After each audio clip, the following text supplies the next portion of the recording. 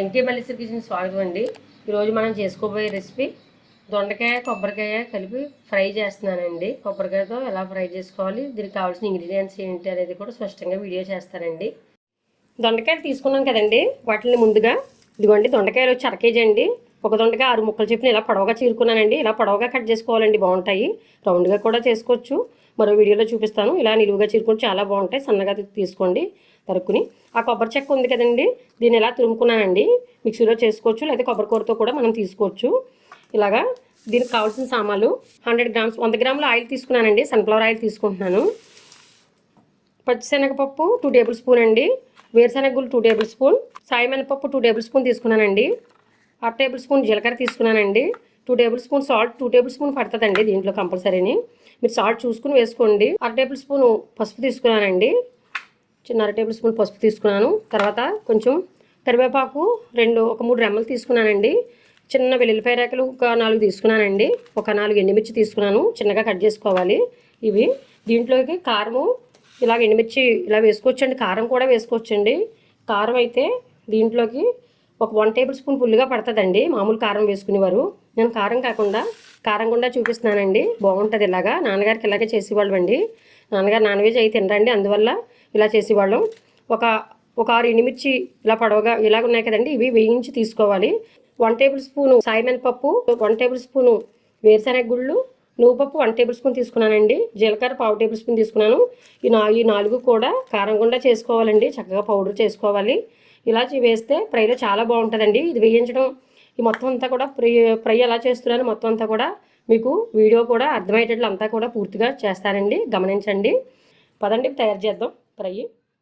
ఇదిగోండి stove on చేస్తున్నాను, ఒక కడాయి పెట్టుకుంటున్నానండి. కొంచెం వెడల్పాటితే తీసుకున్నానండి, కొంచెం వేపడానికి బాగుంటుందని.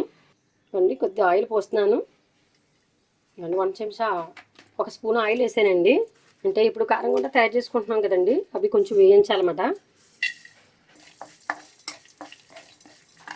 ఎండుమిర్చి కూడా వేసేస్తున్నానండి. దోరగా వేయించుకోండి, చాలా బాగుంటుంది. గుండా చాలా బాగా వస్తుంది. దోరగా వేయించాము, ఇదిగోండి దోరగా వేయించాను. ఇదంతా కూడా ఒక బౌల్లో తీసేసుకుంటున్నానండి. మిక్సీ పట్టుకోవాలి ఇది మెత్తగాను. బాగా మెత్తగా కాకుండా నేను చూపిస్తానండి ఇప్పుడు ఎలా పెడుతున్నానో మిక్సీ. ఇదిగోండి అదే కళాయిలోకి మొత్తం తీసాను, మళ్ళీ ఆయిల్ వేస్తున్నానండి. ఇదిగోండి మొత్తం 100 గ్రాములు ఇచ్చానండి. ఇప్పుడు మొత్తం ఆయిల్ అంతా వేసేస్తున్నాను. తాలింపులన్నీ వేపుకుందాం. ఇదిగోండి ఆయిల్ వీటెక్కింది. ఇప్పుడు పల్లీలు తీసుకున్నాం కదండి, వేరుశనగ గుళ్ళు ఇవి వేస్తున్నాను. దోరగా వేయించుకుందామండి, బాగుంటాయి. పల్లీలు దోరగా వేగాయండి, తీసేస్తున్నాను ఒక ప్లేట్లోకి. ఇలాగే కూడా వేసేసుకోవచ్చండి, మెత్తపడిపోతాయి.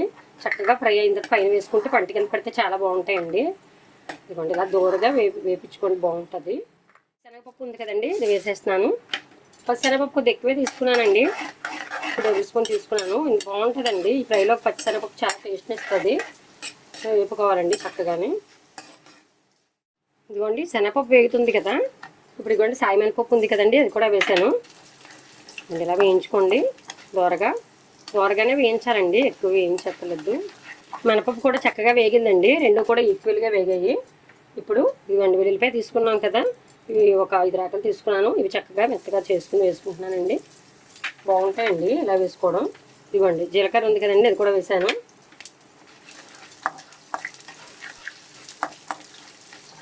అలా కచ్చపచ్చగా చేసుకుని వేసుకుంటే చాలా బాగుంటుందండి వెల్లుల్లిపాయ ఫ్లేవర్ని.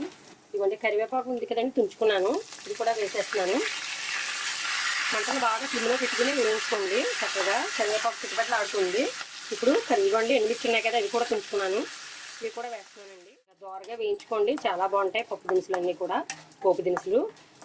సరే చక్కగా దోరగా వేగుతున్నాయి ఎండుమిర్చి, కరివేపాకు, మొత్తం పప్పులు అన్నీ కూడాను. ఇదిగోండి ఇప్పుడు వేగాయండి. ఇదిగోండి దొండకాయలు ఉన్నాయి కదండి, ఇవి వేస్తున్నాను.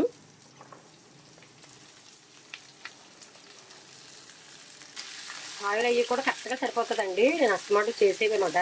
దీంట్లో కొంచెం ఎక్కువ తీసుకున్నానండి, తగ్గించుకునేవారు తగ్గించుకోవచ్చు.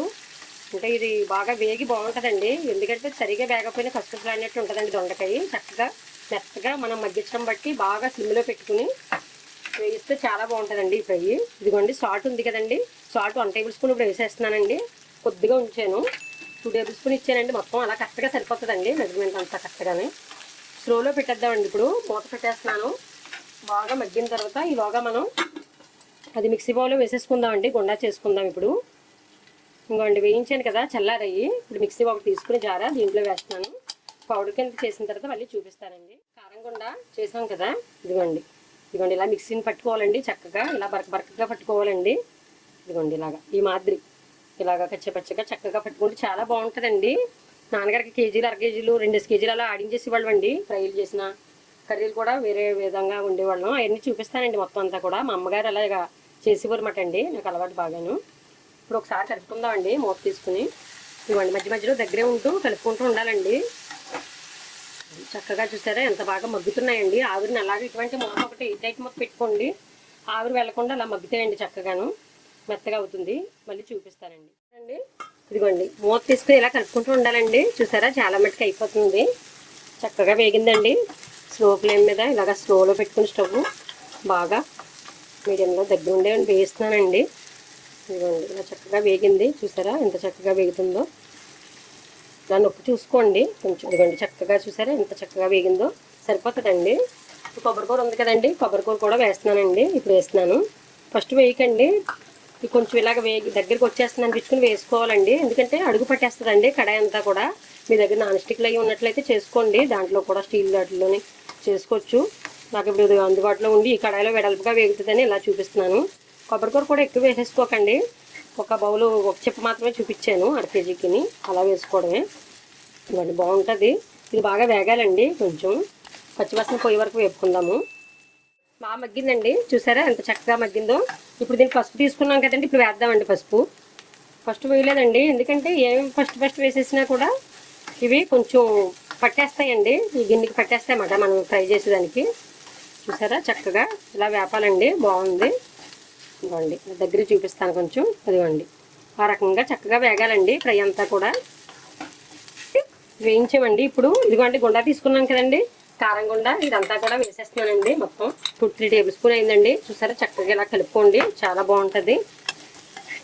ఇదిగోండి చాలా టేస్టీగా ఉంటుందండి ఇలా ఫ్రై చేసుకుంటే. మేము నాన్నగారికి ఇలాగే చేసేవాళ్ళం అండి, ఫ్రై ఇలాగే చేసేవాళ్ళం, అందువల్ల ఈ రకంగా చూపిస్తున్నానండి మీకు. చూసారా మంచి కలర్ కనిపిస్తుంది, మనం ఫుడ్ కలర్ కూడా వాడి పని లేదండి. చూసారా అదిగోండి ఆ రకంగా కనిపిస్తుంది. ఇంకా పల్లీలు ఉన్నాయి కదా, ఇప్పుడు ఒకసారి సాల్ట్ టేస్ట్ చేద్దామండి. సాల్ట్ ఇంకా కొంచెం ఉంచుకున్నాం కదండి ఇందాక, ఇంకోండి ఇప్పుడు ఇది కూడా కలిపేస్తున్నాను. టేస్ట్ చూసుకున్నానండి, 2 టేబుల్ స్పూన్ ఇచ్చానండి, కరెక్ట్గా సరిపోయింది. అలాగా ఇదిగోండి ఇలాగా చక్కగా వేయించుకోవాలండి. మనం దొండకాయలు కూడా సన్నగా కోసుకోవాలండి, నేను చూపించాను కదా మీకు ఎలా కోయాలనేది. ఆ మాదిరి కోసుకోండి, చాలా బాగుంటుంది. ఇంకోండి మొత్తం సాల్ట్ అంతా కలిపేసానండి. ఇదిగోండి ఈ రకంగా ఉంది. పల్లీలు తీసుకున్నాం కదండి, ఇప్పుడు పల్లీలు కూడా ఇలా పైన వేస్తున్నానండి. ఇలా బాగుంటాయండి వేయించేటప్పుడు, ఇలా చక్కగా ఇలా బాగుంటాయండి. కంటి కింద పడితే మనకి చాలా టేస్ట్గా ఉంటుందండి. స్టవ్ ఆపేస్తున్నానండి, ఇంకా అయిపోయింది, అంతా తయారైపోయింది ఫ్రై అంతా కూడా. ఇదిగోండి స్టవ్ ఆపేస్తున్నానండి, ఇప్పుడు సర్వ్ చేసి చూపిస్తానండి. దొండకాయ కొబ్బరికాయ ఫ్రై అండి. క్వాంటిటీ ఏంటి, ఏ రకంగా వేపుకోవాలి అంతా కూడా మీకు పక్క మెజర్మెంట్లతో ఈ వీడియో అంతా కూడా స్పష్టంగా చేశానని నేను అనుకుంటున్నానండి. బ్యాచిలర్ కావచ్చు, కొత్తగా పెళ్ళైన వారైనా ఎవరైనా సరే సింపుల్ వేనండి నేను చూపించాను. ఇలా చేసుకోండి, చాలా బాగుంటుంది, టేస్టీగా ఉంటుందండి ఇది. ఈ వీడియో ఎలా వచ్చిందో చూసి కామెంట్ సెక్షన్ లో కామెంట్ పెట్టండి. ఈ వీడియో నచ్చినట్లయితే లైక్ చేయండి, షేర్ చేయండి, సబ్స్క్రైబ్ చేయండి. మన ఛానల్ ని చూస్తున్నారు కానీ సబ్స్క్రైబ్ చేసుకోవట్లేదు మన ఛానల్ ని. సబ్స్క్రైబ్ చేసుకుని సపోర్ట్ చేయండి ఫ్రెండ్స్. మరిన్ని వీడియోలతో కలుద్దామండి. Bye friends.